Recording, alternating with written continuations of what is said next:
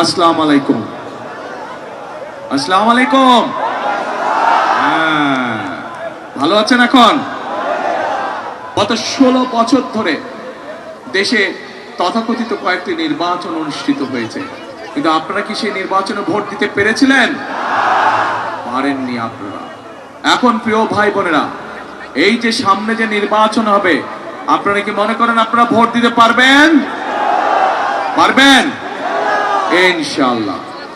আমরা সেই কাজগুলো করতে চাই যে কাজগুলো মানুষের পক্ষে করা সম্ভব। আমরা এমন কোনো কাজ করতে চাই না, এমন কোনো কাজের প্রতিশ্রুতি আমরা দিতে চাই না যা মানুষের পক্ষে সম্ভব নয়। এই এলাকার একটি বিশাল সমস্যা আছে, সেই সমস্যাটি শুধুমাত্র এই এলাকায় নয়। আজান হচ্ছে?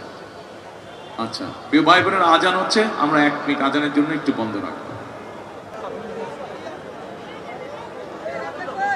এদিকে আজান না না ওয়াজ হচ্ছে? ওয়াজ হচ্ছে? ও আচ্ছা, তাহলে কি বক্তব্য রাখবো? আচ্ছা ঠিক আছে।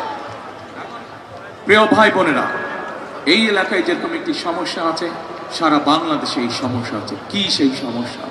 সেই সমস্যাটা হচ্ছে বাংলাদেশের লক্ষ লক্ষ তরুণ, লক্ষ লক্ষ যুবক আছে যাদের কাছে শিক্ষার আলো আছে, কিন্তু সমস্যা হচ্ছে তাদের কর্মসংস্থানের সমস্যা রয়ে গেছে। তাদের হাতে কাজ নেই, তাদের হাতে কর্মসংস্থান নেই।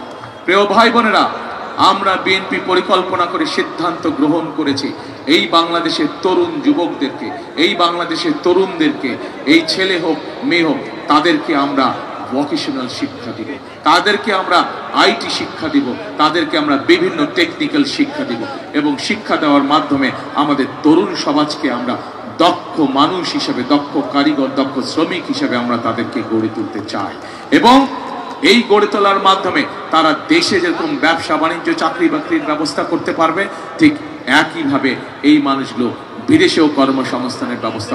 আজ আমি আমার ছোট ভাই ববি হাজ্জাজের কাছে এই ধানের শীষ তুলে দিয়ে যাচ্ছি আনুষ্ঠানিকভাবে। ববি হাজ্জাজকে আপনারা 12 তারিখ পর্যন্ত দেখে রাখবেন। 12 তারিখে তাকে নির্বাচিত করার পরে ববি হাজ্জাজের দায়িত্ব হবে 13 তারিখ থেকে এই এলাকার মানুষ তাদের বিপদ আপদ এবং এলাকার সমস্যা তারা উনি দেখে রাখবেন।